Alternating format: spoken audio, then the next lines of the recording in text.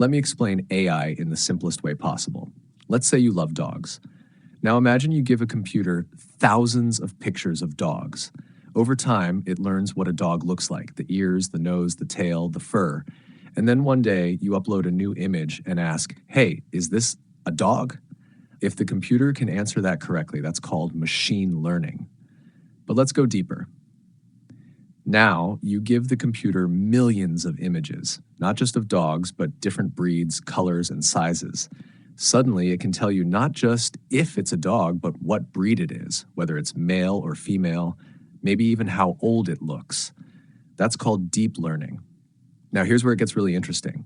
You ask the computer, can you show me a dog that doesn't exist? Just make one up. And it actually creates a completely new image of a dog. That's generative AI. Now, let's say you build a robot and you give it the same intelligence. It learns from the data, understands what a dog is, and then you ask it to create a dog-like robot that walks over and brings you your shoe. That's AI in robotics.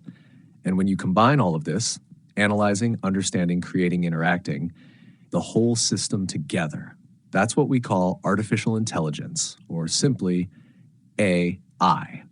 If that blew your mind just a little, type AI in the comments and I'll break down each of these parts in a fun and simple way in the next videos. See you there.